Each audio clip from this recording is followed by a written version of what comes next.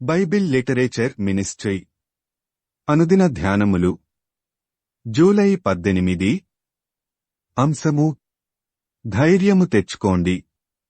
వాక్యము దినవృత్తాంతములు మొదటి గ్రంథము 22వ అధ్యాయము 13వ వచనము. ధైర్యము తెచ్చుకొని బలముగా ఉండుము, భయపడకుము, దిగులుపడకుము. ప్రభువునందు ప్రియులారా, నేటి వాక్యమును ధ్యానించుకుందాము.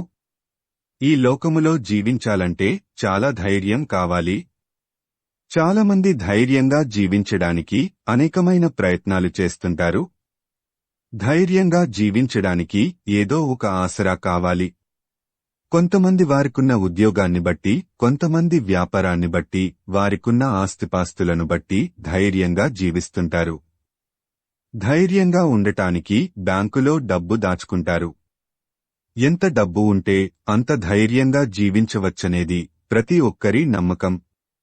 అయినప్పటికీ వారి ధైర్యం శాశ్వతం కాదు.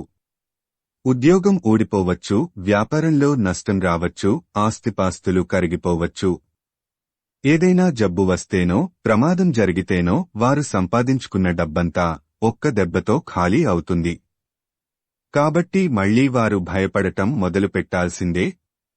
పూర్వకాలంలో రాజులు శత్రు సైన్యం నుండి వారిని వారు కాపాడుకోవడానికి కోట చుట్టూ పెద్ద గోడ కట్టుకొని దానిమీద కావలి వారిని పెట్టి ధైర్యంగా ఉండేవారు. అయినప్పటికీ శత్రు సైన్యం ఆ గోడను పడగొట్టగలరు. కాబట్టి ఆ గోడ వారికేమీ రక్షణ కల్పించలేదు.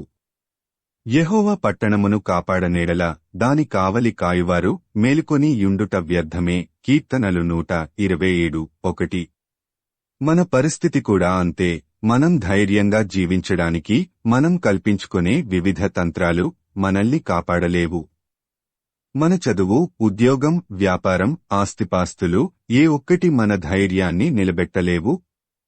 కేవలం దేవునియందలి భయభక్తులు మాత్రమే మనకు ధైర్యాన్ని ఇవ్వగలదు. దేవుడు లేని జీవితాలలో ఎన్ని ఉన్నా వారి హృదయాలలో భయము పోదు. యెహోవాయందు భయభక్తులు కలిగియుండుట బహుధైర్యము పుట్టించును. సామెతలు 14:26. ఎంత ధైర్యం పుట్టిస్తుందంటే బాలుడైన దావీదు సింహాన్ని, ఎలుగుబంటిని, గొల్యాతును చంపగలిగేటంత. షద్రకు, మేషాకు, అబేద్నెగోలు అగ్నిగుండంలో పడి చనిపోవడానికి సిద్ధపడి రాజును ఎదిరించగలిగినంత. దానియేలు సింహాలబోనులో పడటానికి కూడా వెనుకాడనంత ధైర్యం. వీటిని ఎదుర్కోడానికి వారికి ఏమాత్రం శక్తి లేకపోయినా దేవుణ్ణి బట్టి భయపడకుండా అత్యంత ధైర్యంగా ఎదుర్కొన్నారు. వారు కేవలం మనలాంటి శరీరమున్న మనుష్యులే. అంతటి ధైర్యం కేవలం దేవుణ్ణి బట్టి మాత్రమే వస్తుంది తప్ప మనం ఏర్పరచుకునే తంత్రాలు మనకు ఎలాంటి ధైర్యాన్ని ఇవ్వలేవు.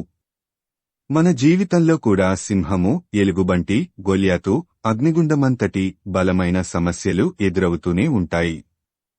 మన జీవితాలలో దేవుడు ఉంటే యుద్ధము యెహోవాదే అన్న ధైర్యంతో సమస్యలపై పోరాడటానికి కావలసిన ధైర్యం దేవుడు ఇస్తాడు. మీరు మీ జీవితంలో ఏ విషయమై భయపడుతున్నారు? ఆర్థికపరమైన సమస్యలా, కుటుంబపరమైన సమస్యలా, ఆరోగ్యపరమైన సమస్యలా? ఏ సమస్యలైనా సరే దేవుణ్ణి నమ్మి ఆయనయందు భయభక్తులు కలిగి ఉంటే మీరు బహుధైర్యము తెచ్చుకొని వాటిని ఎదుర్కోవడమే కాకుండా వాటి నుండి విముక్తి కూడా పొందగలరు. మరి దేవునియందు భయభక్తులు కలిగి ఉండటానికి మీరు సిద్ధమేనా? ప్రార్థించుకుందాము. ప్రభువా, ఈ లోకంలో జీవించినంతకాలము మేము ధైర్యంగా ఉండటానికి నీయందు భయభక్తులు కలిగి జీవించినట్లు నీ కృప అనుగ్రహించుమని యేసయ్య నామమున అడుగుతున్నాము తండ్రి. ఆమేన్.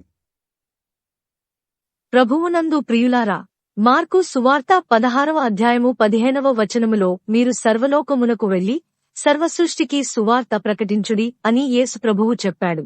కాబట్టి సువార్తను ప్రకటించడంలో భాగంగా ఈ వాక్యమును మీ స్నేహితులు, బంధువులకు షేర్ చేయమని ప్రభువు నామమున కోరుతున్నాను. దేవుడు మిమ్మును దీవించునుగాక.